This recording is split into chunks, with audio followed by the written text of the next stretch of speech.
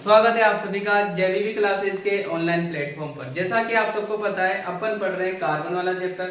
इसमें अपन ने लगभग आधा लेसन पूरा कर लिया है, ठीक है ना।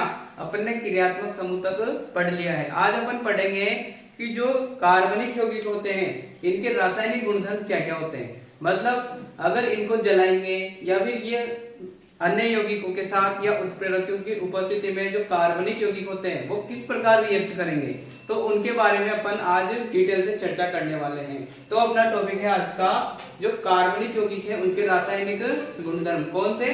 कार्बनिक यौगिकों के रासायनिक गुणधर्म। तो सबसे पहले अपन लेते हैं पहला गुण, दहन।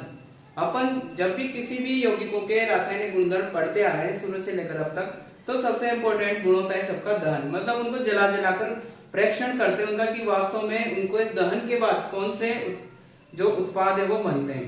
तो अपन कार्बनिक यौगिकों का भी दहन करके देखेंगे कि वास्तव में बनते क्या है। तो जैसा कि जब अपन ने चैप्टर शुरू किया था तब मैंने आप लोगों से एक बात कही थी कि प्रकृति में जितनी भी अपनी वस्तुएं होती है, उपयोगी वस्तुएं, उनमें लगभग 90% वस्तुएं कार्बन से बनी होती है या 90% से भी ज्यादा। तो अपन जितनी भी वस्तुएं होती है उनको जलाते हैं ना जब भी, तो वो कौन सी अभिक्रिया करते हैं, मतलब अपन कार्बन का दहन करते हैं। तो उसमें से साथ में क्या निकलती है, अपन कहते हैं ना कि ज्यादा वस्तुओं को नहीं जलाना चाहिए, इससे वायु प्रदूषित होती है। क्यों होती है उससे वायु प्रदूषित? क्योंकि कार्बन के दहन से CO2 निकलती है। क्या निकलती है? CO2 निकलती है। साथ में H2O बनता है और ऊष्मा निकलती है। यानी कि अपन क्या सीखे कि जब भी किसी हाइड्रोकार्बन का दहन करेंगे ऑक्सीजन की उपस्थिति में तो क्या क्या बनेगी? CO2 बनेगी, H2O बनेगा और ऊष्मा निकलेगी, ठीक है ना। ये अपना कार्बन, शुद्ध प्योर कार्बन, बिना हाइड्रोजन वाला। तो जब भी कार्बन का अपन दहन करेंगे तो केवल इसमें CO2 ही बनेगी, ठीक है। क्या बनेगी? CO2 प्लस ऊष्मा। क्या क्या बनेगा?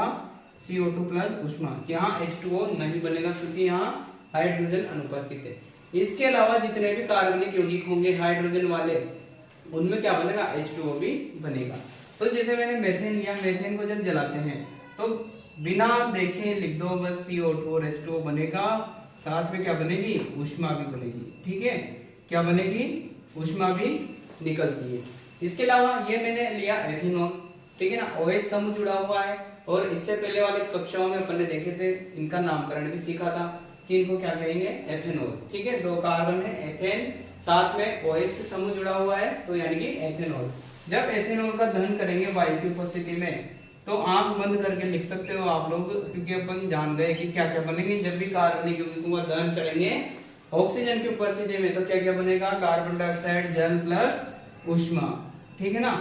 सब में यही बनेगा। जितने भी कार्बनिक यौगिक हैं जब उनका वायु की उपस्थिति में दहन करेंगे तो क्या क्या बनेगा? CO2, H2O और ऊष्मा। ये अभिक्रियाएं संतुलित नहीं है। इनको संतुलित कौन करेंगे? आप लोग करेंगे, ठीक है। इनको संतुलित, जितनी अभिक्रियाओं को आप संतुलित करने की कोशिश करेंगे आपकी प्रैक्टिस उतनी ही बेहतर होगी और आप चुटकियों में फिर संतुलित करना सीख जाओगे, ठीक है। तो अपन ने क्या सीखा कि जब भी किसी कार्बनिक यौगिकों का ऑक्सीजन की उपस्थिति में दहन करेंगे तो क्या क्या बनेगी? CO2, H2O, साथ में ऊष्मा। अब देखो साथ में ये अपना कार्बन क्या है? कार्बन।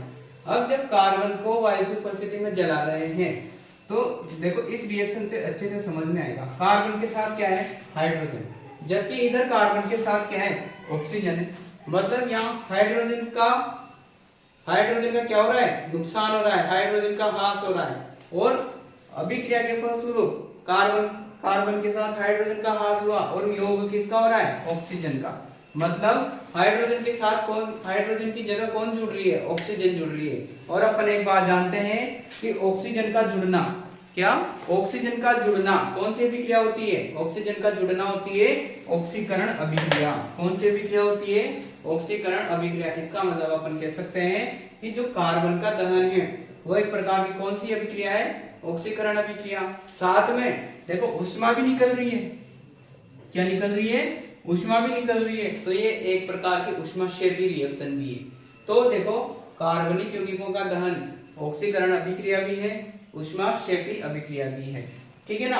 अब अपन ने 2 प्रकार के कार्बनिक यौगिक पढ़े थे, संतृप्त यौगिक और असंतृप्त यौगिक। अब देखो इनको पहचानने का तरीका दहन के द्वारा, ठीक है। अगर किसी यौगिक को अपन जला रहे हैं, ठीक है, किसी यौगिक को जला रहे हैं, अगर उसमें बिना धुएं वाली कोई लो निकल रही है, मतलब बिना धुएंदार ज्वाला के साथ जल रहा है, स्वच्छ नीली ज्वाला के साथ, तो उसमें से धुआं नहीं निकलेगा दहन के फलस्वरूप, तो कौन सा हाइड्रोकार्बन होगा, वो होगा संतृप्त हाइड्रोकार्बन, मतलब उसमें द्विबंध या त्रिबंध उपस्थित नहीं होंगे।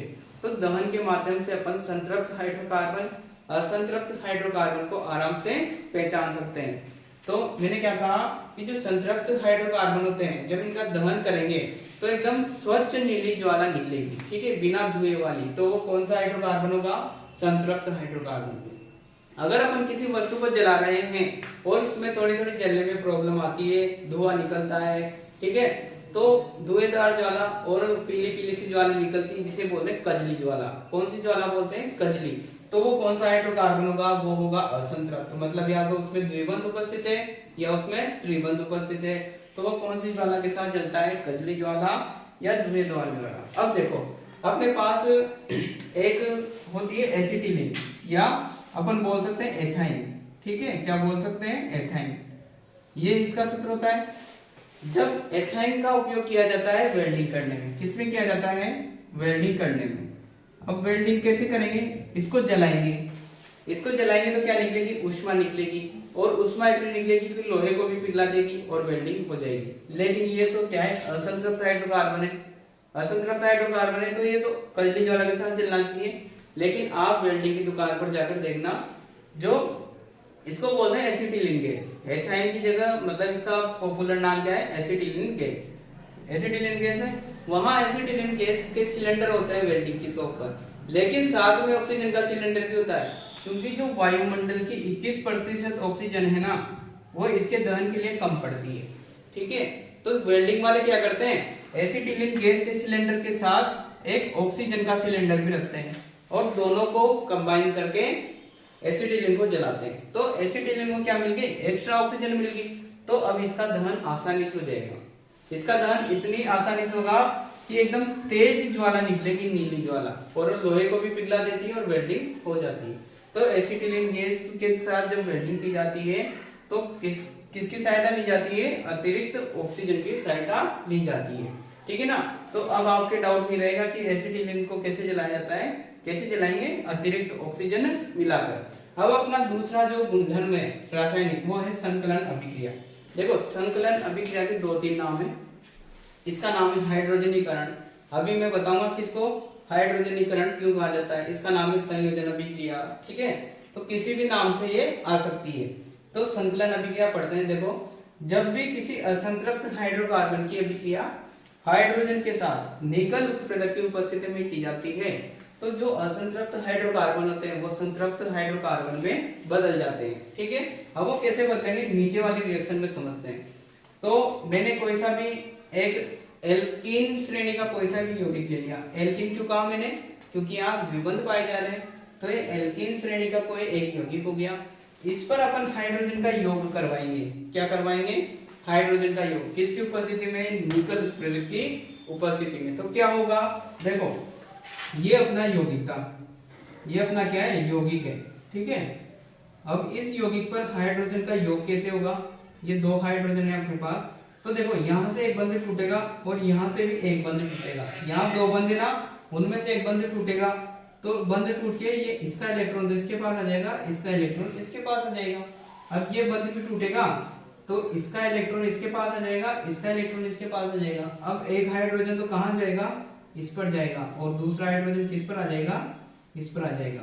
तो क्या संरचना बनेगी, देखो इधर क्या बननी चाहिए अपने पास, ये हाइड्रोजन इस पे जुड़ गया, ये हाइड्रोजन इस पे जुड़ गया। अब देखो एल्कीन श्रेणी का यौगिक था, अब किस में बदल गया, एल्केन। मतलब पहले क्या था, असंतृप्त था, अब किस में बदल गया, संतृप्त यौगिक में। तो ठीक इसी प्रकार से वहां लिखेंगे अपन RC डबल H, और ये C दोनों तरफ HH आ जाएंगे, और ये R। देखो ये R जहां का जहां, C भी जहां का जहां, H भी जहां के जहां।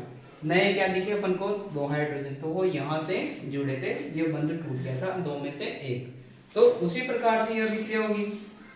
3 बंधे तो एक बंध टूटेगा, पहले 2 रहेंगे, फिर दूसरे भी टूटेगा तो 1 रह जाएगा। तो क्या बनेगा, यहाँ पर भी सेम बन जाएगा, ठीक है, ऐसे जुड़ जाएंगे। तो ये जो असंतृप्त यौगिक है ये किस में बदल गए, अब संतृप्त यौगिकों में बदल गए। तो चूंकि यहाँ कौन जुड़ रहा है, हाइड्रोजन जुड़ रहा है, तो हाइड्रोजन का जुड़ना क्या कहलाता है, हाइड्रोजनीकरण कहलाता है। तो समझ में आ गया इसका नाम हाइड्रोजनीकरण क्यों दिया, क्योंकि यहाँ पर किसका योग हो रहा है, हाइड्रोजन का योग हो रहा है। और एक संयोजन अभिक्रिया का उदाहरण भी है, क्योंकि दो अभिकर्मक मिलकर एकल उत्पाद का निर्माण कर रहे हैं। तो अपन ने चैप्टर 1 में पढ़ा था, लेसन नंबर 1 में पढ़ा था कि जब दो अभिकर्मक मिलकर एकल उत्पाद बनाते हैं तो ऐसी अभिक्रिया को कहते हैं संयोजन अभिक्रिया। और यहाँ पर किसका योग हो रहा है, हाइड्रोजन का। कहाँ पर हो रहा है, द्विबंध या त्रिबंध पर। और हाइड्रोजन के योग को क्या कहेंगे, हाइड्रोजनीकरण, या फिर इस अभिक्रिया को कहते हैं संकलन अभिक्रिया। अब देखो इसी के आधार पर अपन जो वनस्पति घी होता है, अपना जो डालडा होता है, अपने जो लैंग्वेज होती है उसमें अपन डालडा कहते हैं, उसका निर्माण भी ठीक ऐसे ही किया जाता है। वनस्पति तेल का क्या किया जाता है, हाइड्रोजनीकरण। तो किसका निर्माण हो जाता है, वनस्पति घी का। किसका निर्माण होता है, वनस्पति घी का। और एक बहुत इंपॉर्टेंट रिएक्शन है, एक नंबर में पूछ भी ली जाती है कि वनस्पति घी का निर्माण कैसे होगा, उस अभिक्रिया का नाम बताओ। तो वो कौन सी अभिक्रिया है, संकलन अभिक्रिया। वनस्पति तेल का क्या करेंगे अपन, हाइड्रोजनीकरण करेंगे। कौन से उत्प्रेरक की उपस्थिति में, निकल उत्प्रेरक की उपस्थिति में क्या बनेगा, वनस्पति घी। तो ये था अपना रासायनिक गुणधर्म किसके, कार्बनिक यौगिकों के। अपन ने पढ़ा दहन, और इसके अलावा अपन ने पढ़ा संकलन अभिक्रिया। तो मुझे ऐसा लगता है कि आप लोगों को समझ में आया होगा। अगर फिर भी आपको कोई डाउट है तो आप कमेंट बॉक्स में जरूर बताएंगे। धन्यवाद।